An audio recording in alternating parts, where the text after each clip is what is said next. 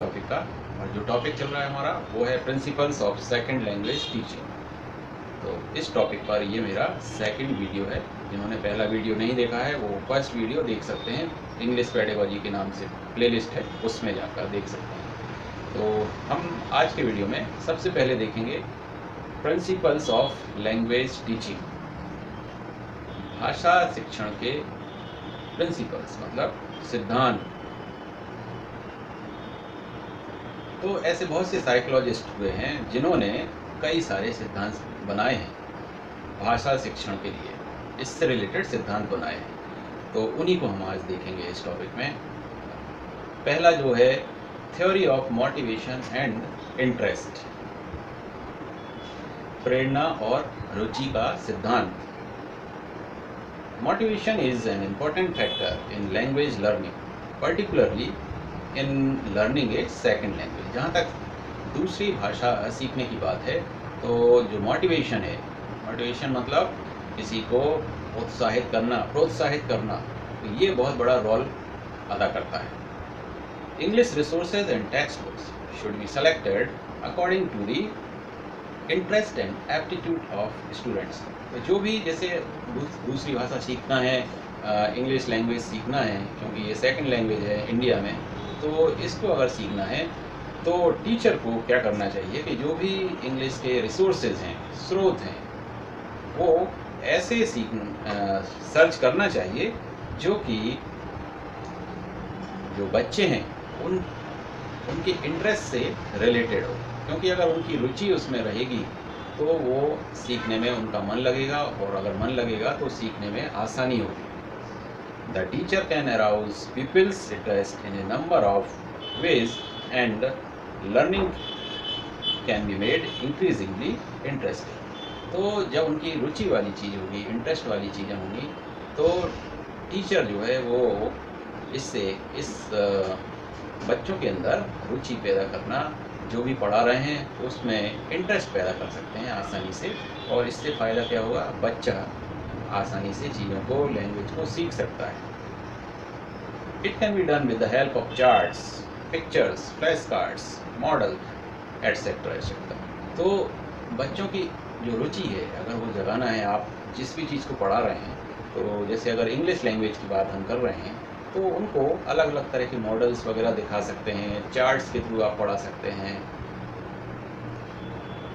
अगर बोर्ड में पढ़ा रहे हैं तो कुछ डायग्राम्स बना सकते हैं और कुछ विजुअल डिवाइसेस का यूज़ कर सकते हैं, कुछ वीडियोस भी दिखा सकते हैं। इस तरह से बच्चों का इंटरेस्ट आप पैदा कर सकते हैं। तो ये हो गया theory of motivation and interest. Theory of imitation, second point, कि नकल का सिद्धांत। क्योंकि अगर बच्चे को सीखना है तो नकल करना भी, नकल के द्वारा भी सीखने में आसानी हो सकती है। According to many psychologists, the child learns a language through imitation. दूसरों को देखकर, उसको इमिटेट कर नकल करके भी वो सीख सकता है। जैसे कि अगर बच्चा देख रहा है कि उसके टीचर किस तरह से बातचीत करते हैं, तो अगर वो उनकी नकल करेगा तो उन्हीं का लहजा उसमें आ जाएगा, वैसे ही वो उसी तरह से बात करना वो सीख सकता है। No learner by himself ever invented a language. किसी भी सीखने वाले ने, कोई भी अगर लैंग्वेज सीख रहा है तो ये बात हमेशा याद रखें कि उसने उस भाषा को बनाया नहीं है, वो सिर्फ सीख रहा है। Good speech is the result of imitation, imitating good pronunciation and vocabulary. Imitation followed by intensive practice helps in the mastery of the language system. तो जो नकल है, अगर आप किसी की नकल कर रहा है, बच्चा किसी की नकल कर रहा है और उसको वो प्रैक्टिस कर रहा है, जैसे स्टूडेंट ने अपने टीचर को बोलते हुए देखा और सुना, और फिर वो उन्हीं के अंदाज में बात करने की कोशिश करने लगा, तो इस पर मास्टरी कैसे आएगी लैंग्वेज पर, कि वो उस चीज़ की बार बार प्रैक्टिस करे। थ्योरी ऑफ हैबिट फॉर्मेशन, आदत निर्माण का सिद्धांत। Language learning according to Palmer, एक बहुत बड़े शिक्षाविद हुए हैं पाल्मर, उन्होंने कहा है language learning is essentially habit forming process. भाषा सीखना एक आदत निर्माण की प्रक्रिया है। A process during which we acquire new habits, एक ऐसी प्रक्रिया जिसमें बच्चा नई आदतों को पैदा करता है। Teacher can make language pattern as habit through intensive pattern practice in a variety of situation। तो आदत का निर्माण बच्चे के अंदर, अगर जैसे वो कोई भाषा सीख रहा है, इंग्लिश सीख रहा है, तो वो जो प्रोसेस है उसके अंदर आदत पैदा करना भी ज़रूरी है। आदत में ढल जाना चाहिए, उसकी आदत में शामिल हो जानी चाहिए चीज़, तो उसे वो भाषा सीखने में आसानी रहेगी। Theory of exercise, practice and drill. व्यायाम का सिद्धांत अकॉर्डिंग टू स्किनर एक बहुत बड़े शिक्षाविद हुए हैं, आपने नाम सुना ही होगा। Psychological experiments have proved that practising and drilling plays an important part in language teaching. इन्होंने भी कहा है कि प्रैक्टिस करना, लैंग्वेज की आप प्रैक्टिस कर रहे हैं, अपने उसका उपयोग कर रहे हैं, बार बार उपयोग कर रहे हैं और उसकी ड्रिलिंग कर रहे हैं। प्रैक्टिस एंड ड्रिलिंग, इससे आपकी बच्चे की जो भाषा सीखने की जो प्रोसेस है वो अच्छी होती है। इसके थ्रू वो भाषा को सीख सकता है आसानी से। यानी learning if it is continuously repeated, कोई भी लर्निंग मतलब कोई भी शिक्षा अगर उसको बार बार रिपीट किया जाए, जैसे बच्चे ने कोई भी चीज़ सीखी है उसको बार बार रिपीट किया जाए, gets imprinted in child's mind and he learns it efficiently. अगर कोई भी चीज़ को उसको सिखाया गया है बच्चे को, और अगर उसकी बार बार प्रैक्टिस करवाई जाए तो वो उसके मस्तिष्क में प्रिंट हो जाती है, फिट हो जाती है, और इस तरह से वो उस चीज़ को बहुत ही इफ़ेक्टिव तरीके से सीख जाता है। Teacher should make sure that repetition of things at proper intervals should be done. तो यही बताया है कि रिपीटेशन होना बहुत ज़रूरी है लर्निंग में। रिपीटेशन होगा तो वो उस चीज़ को भूलेगा नहीं। जैसे छोटी छोटी क्लासेस में, मैथ की क्लास में टेबल्स पढ़ते हैं, 2 1 जा 2, 2 2 जा 4, इस तरह से। तो क्या करते हैं टीचर, क्या बोलते हैं, ब्लैक बोर्ड पर लिख देते हैं और किसी बच्चे को बुलाया और उन्होंने बोला कि इसको तुम ज़ोर ज़ोर से पढ़ो और बाकी बच्चे दोहराएंगे। तो ये रिपीटेशन होता है, दोहराने से चीज़ को वो उनके माइंड में फिट हो जाती है। थ्योरी ऑफ इंडिविजुअल डिफरेंसेस, व्यक्तिक भिन्नता, मतलब हर व्यक्ति, कोई भी व्यक्ति है वो दूसरे व्यक्ति से भिन्न होता है। तो इसका भी एक सिद्धांत है, every child is unique and different from others. हर बच्चा दूसरे बच्चे से अलग होता है और यूनिक होता है, मतलब उस तरह का बच्चा वो अकेला ही होता है। अकेला ऐसा इसलिए क्योंकि जो आदतें उस बच्चे की होंगी, जो उसकी कैपेबिलिटी होगी, वो अन्य बच्चों में नहीं होगी। कुछ ना कुछ डिफरेंस होता ही है हर इंसान।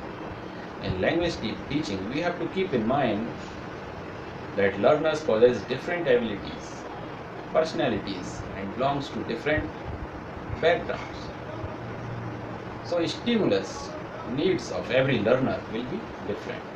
तो जो टीचर है जब वो बच्चे को सिखाता है, पढ़ाता है, उसे हमेशा ये माइंड में रखना है, बैक ऑफ द माइंड, कि जिसको वो पढ़ा रहे हैं वो हर बच्चा दूसरे बच्चे से डिफरेंट है।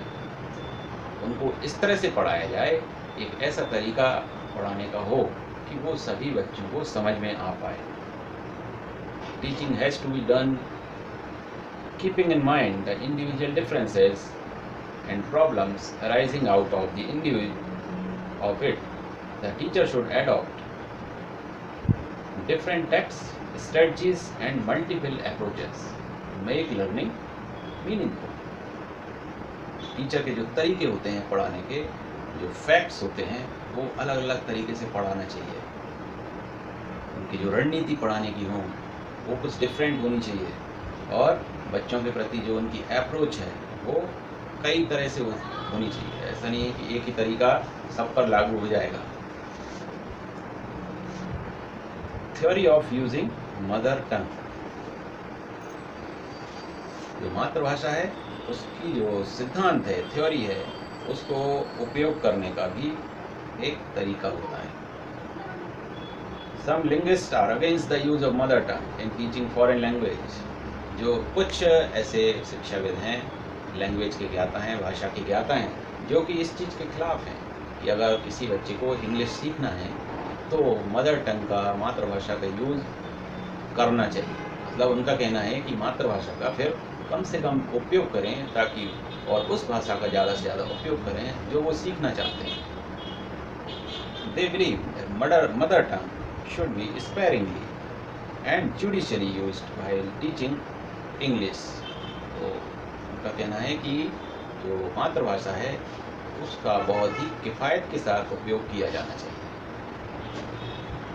ज़्यादातर उपयोग सेकंड लैंग्वेज यानी कि इंग्लिश का करना चाहिए, ताकि, क्योंकि सीखना तो वही भाषा है, मातृभाषा तो आपको आती है, तो इंग्लिश सीखने में फिर आसानी होगी।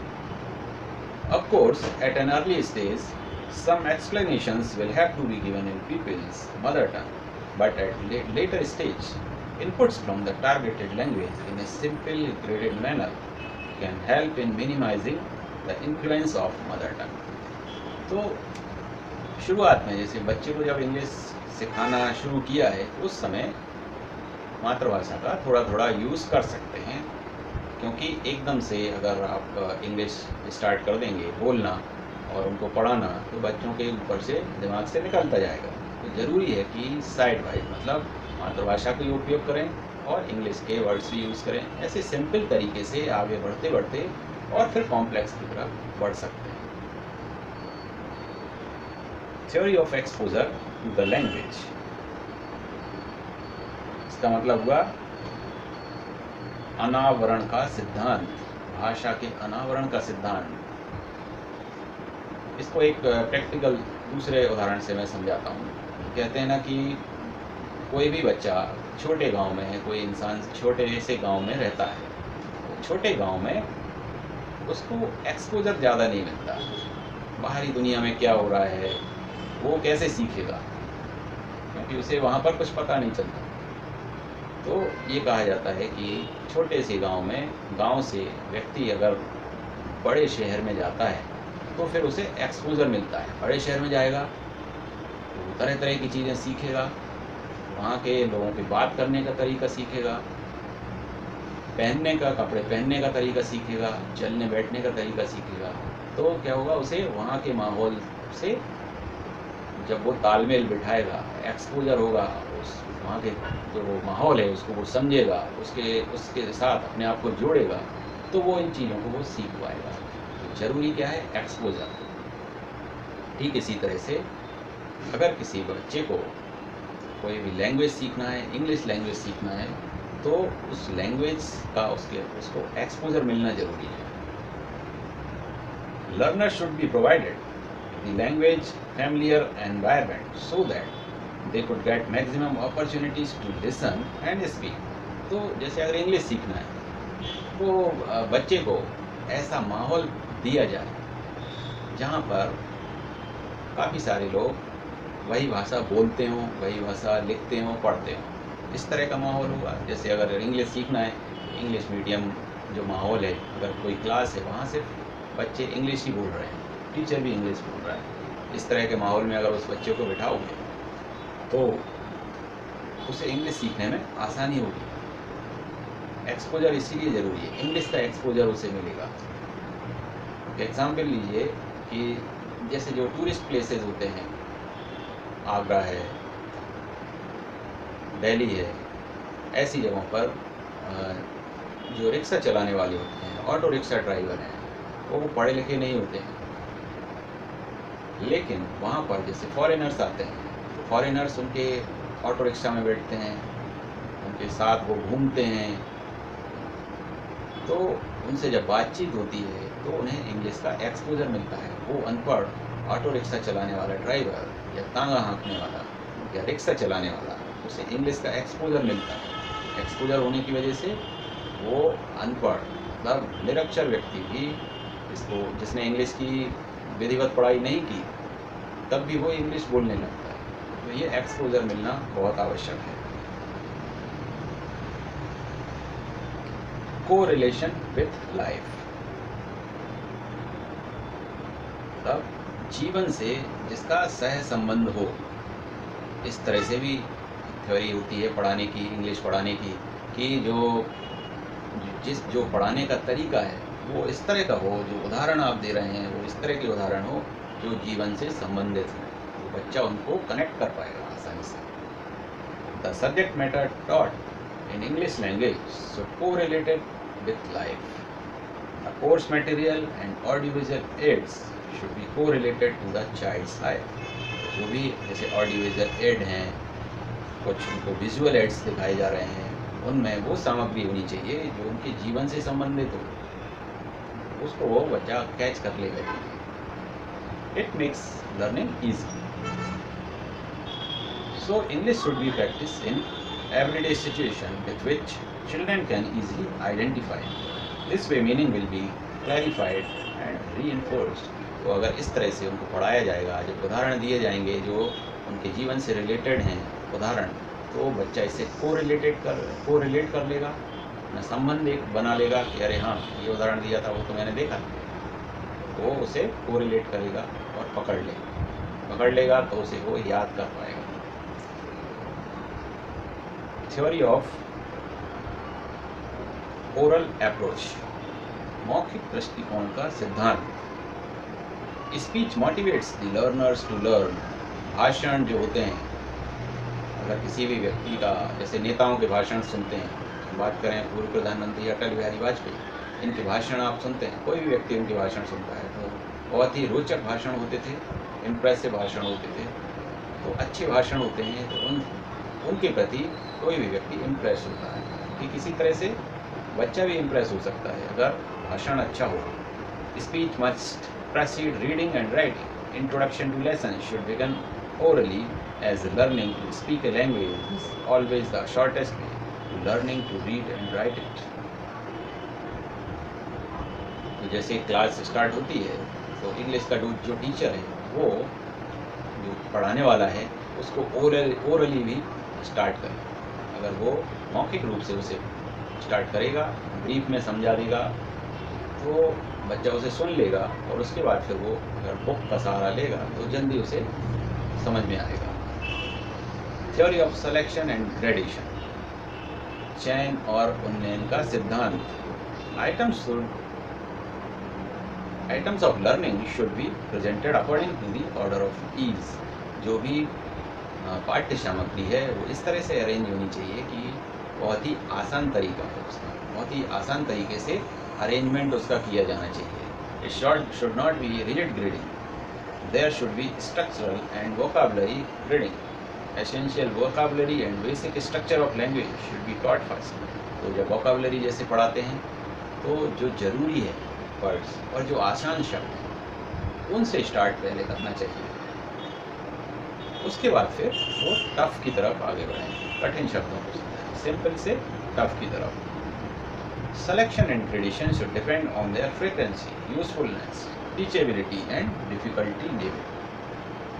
तो इनका जो सिलेक्शन है शब्दों का, पाठ्य सामग्री का, वो बहुत ही इस तरह से चयन उसका करना चाहिए कि वो यूज़फुल हो। Theory of ratio and series, अनुपात का सिद्धांत। Any language has certain basic skills. कोई भी भाषा हो उसके कुछ स्किल्स होते हैं, बेसिक स्किल्स होते हैं। It is necessary that teaching should be done in such a way that child is able to learn all skills as listening, speaking, reading and writing skills are correlated. तो जो teacher पढ़ाता है वो इस तरह से पढ़ाए बच्चे को कि बच्चा पढ़ने के बाद उसकी सुनने की एबिलिटी, बोलने की क्षमता, पढ़ने की क्षमता और लिखने की क्षमता एनहांस हो, बढ़े। Deficiency in any one of the areas will certainly create difficulties in learning a language. So, teaching should be proportionate and all four language skills should be integrated. तो जैसे ये चार चीज़ें जो बताई हैं, listening, speaking, reading and writing, ये चार स्किल्स एक समान रूप से डेवलप होनी चाहिए। अगर कोई भी एक स्किल में कमी रहेगी तो जो पूरा जो प्रयास है वो सफल नहीं माना जा सकता। Theory of child centred learning, बाल केंद्रित सिद्धांत। Effort should be made to have a student-centered class as far as possible. Students should be given priority while teaching. तो जो भी पढ़ा रहे हैं वो स्टूडेंट पर केंद्रित होना चाहिए, फोकस होना चाहिए। आप चाइल्ड सेंटर्ड जो इंस्ट्रक्शंस हैं वो उसी पर बेस होना चाहिए। A teacher should not get so absorbed in teaching that he may not involve or interact with students. पढ़ाने में मतलब बच्चों का इन्वॉल्वमेंट बहुत ज़्यादा ज़रूरी है। कुछ भी पढ़ा रहे हैं तो बच्चों को उसमें इन्वॉल्व करो। इन्वॉल्व नहीं करोगे तो बच्चा कुछ भी समझेगा नहीं, इंटरेस्ट नहीं जागेगा उसका। तो ज़रूरी है कि मतलब ऐसा नहीं है कि टीचर अपना पढ़ाने में लगा हुआ है, बच्चों को उनसे कनेक्ट नहीं कर रहा है। ज़रूरी है पढ़ाते पढ़ाते बच्चों को इन्वॉल्व करो, उनसे क्वेश्चंस करो, बातचीत भी बीच में करो, नाम लेके बच्चे को बुला लो तो सब बच्चे अलर्ट हो जाते हैं, फिर कनेक्ट हो जाते हैं। तो ये भी बहुत ज़रूरी है। Teacher focus should be on the child and teaching should be done keeping in mind the child's need. तो टीचर का जो फोकस है वो बच्चे पर ही होना चाहिए और बच्चे की क्या आवश्यकता है उसी के हिसाब से उसके पढ़ाने की शैली होना चाहिए। जो भी टीचिंग एड्स हैं वो भी बेस्ड होना चाहिए बच्चे की रिक्वायरमेंट पर, बच्चे की नीड्स पर, तभी बच्चा अच्छे से पढ़ सकता है। ये थ्योरीज थी, लर्निंग थ्योरीज। अब देखेंगे हम मैक्सिम्स यूज्ड व्हाइल टीचिंग। पढ़ाने के दौरान कहावतों का उपयोग। कहावतों का उपयोग बहुत ही इम्पोर्टेंट है और ये पढ़ाने को रोचक बनाता है, इंटरेस्टिंग बनाता है। फर्स्ट है नोन टू द अननोन, मतलब ज्ञात से अज्ञात की ओर। Teaching should be carried on what the students know either in their native language or in English. तो बच्चों की जो मातृभाषा है उसमें या इंग्लिश में, इसी में ही मतलब दोनों में से कोई एक चीज़ में जो पढ़ाई है, टीचर पढ़ा रहा है, इन दोनों में ही उसको अपनी पढ़ाने का आगे बढ़ाना चाहिए। It is considered that all knowledge is the foundation of new knowledge. ऐसा माना जाता है कि जो पुरानी जो नॉलेज है बच्चे की या टीचर की, मतलब जैसे बच्चे को पढ़ा रहा है टीचर, तो बच्चे के अंदर जो पुरानी नॉलेज है वो फाउंडेशन बनाती है नई नॉलेज पाने की। जैसे से for example pronoun in English grammar should be taught when the learner has a knowledge of nouns. तो मतलब एग्जाम्पल के तौर पर देखें कि अगर बच्चे को नाउन, अगर प्रोनाउन के बारे में पढ़ाना है तो पहले ज़रूरी है कि उसे नाउन का ज्ञान हो, नाउन की नॉलेज हो। इसलिए पुराना ज्ञान फाउंडेशन बनाता है बच्चे में नया ज्ञान पाने के लिए। सिंपल टू कॉम्प्लेक्स, जो पढ़ाने का तरीका है वो सरल से जटिल की तरफ होना चाहिए। ऐसा नहीं है कि कॉम्प्लेक्स से सिंपल की तरफ होगा तो सिर के ऊपर से जाएगा जो भी पढ़ाया जा रहा है। तो ज़रूरी है जो भी पढ़ा रहे हैं तो सिंपल मतलब सरल चीज़ें पहले पढ़ाएं और आगे बढ़ते बढ़ते कठिन की तरफ बढ़ें। Simple things and vocabulary should be taught first before proceeding to complex structure और वोकाबलरी आइटम्स, मतलब सरल से कठिन की तरफ बढ़ना चाहिए। By learning simple things learners feel motivated and confident. ऐसा इसलिए भी ज़रूरी है कि जब सरल चीज़ें बच्चे को पढ़ाई जाएंगी तो क्योंकि वो सरल चीज़ों के जवाब भी दे पाएगा, सरल चीज़ें कुछ उसे आती भी होंगी, तो इससे क्या होगा बच्चे का मोटिवेशन बढ़ता है, उत्साह बढ़ता है। और उत्साह बढ़ेगा तो वो फिर आगे जो कठिन चीज़ें बताने वाले हैं उनको वो जल्दी ग्रास्प कर लेगा, एब्जॉर्ब करेगा, सीखेगा। This would certainly help in better understanding of complex things. ये हेल्प करेगा कठिन चीज़ों को समझने में। कॉन्क्रीट टू एब्स्ट्रैक्ट, ठोस से अमूर्त की तरफ। मतलब पहले ठोस चीज़ों के बारे में बताएं। ठोस चीज़ें मतलब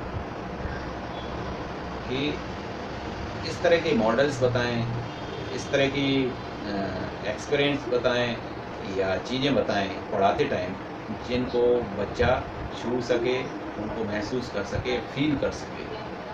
और the concrete things are real things which can be seen and felt by our senses। तो ठोस चीज़ें वो होती हैं, वो वास्तविक चीज़ें होती हैं जिनको कोई भी फील कर सकता है, छू सकता है, महसूस कर सकता है। वहीं एब्स्ट्रैक्टेड चीज़ें क्या होती हैं, जो सिर्फ कल्पनाओं में होती हैं, इमेजिन कर सकते हैं आप, सोच सकते हैं उनके बारे में, आप छू नहीं सकते क्योंकि वो एक्चुअल में वास्तविक रूप में होती नहीं। Teaching done with the help of concrete object last और ए लॉन्गर पीरियड। तो जो कॉन्क्रीट चीज़ों के उदाहरण दिए जाते हैं पढ़ाने के दौरान, उससे फ़ायदा ये होता है कि वो जो सीखता है बच्चा, वो लंबे समय तक मेमोराइज कर पाता है, दिमाग में बैठा सकता है। For example, the learner can imagine about A golden Apple only if he has seen an apple. Example के तौर पर कि यदि बच्चे ने असली का सेब मतलब एप्पल देखा है या खाया है, तभी वो कल्पना कर सकता है कि सोने का एप्पल कैसा होगा, गोल्डन एप्पल कैसा होगा। इसलिए ज़रूरी है कि वास्तविकता से उसका परिचय हो। एनालिसिस टू सिंथेसिस, संश्लेषण के लिए विश्लेषण। When teaching is done from detailed teaching to summarizing, we go from analysis to synthesis।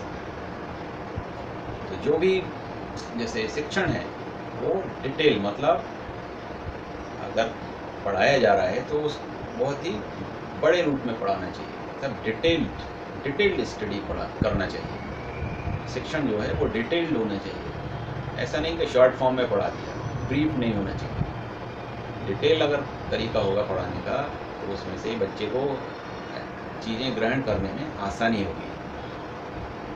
क्या है, पहले डिटेल में पढ़ाएं और फिर उसको समराइज करें, शॉर्ट कर दें, उसको समरी बताएं उसकी।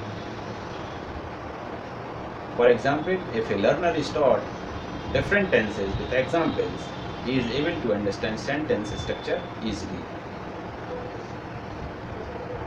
फॉर एग्जाम्पल, बच्चे को जब टेंसेस पढ़ाते हैं एग्जाम्पल के साथ, उदाहरण टेंस पढ़ा रहे हैं, टेंसेस के कई प्रकार होते हैं, उनको एग्जाम्पल दे के समझाते हैं, तो उससे क्या होता है कि बच्चे को फिर आसानी होती है, कोई भी जैसे वाक्य है, सेंटेंस है, उसका स्ट्रक्चर समझने में आसानी हो जाती है। Induction to deduction. इंडक्शन का अर्थ है प्रस्तावना, प्रेरणा से कटौती तक।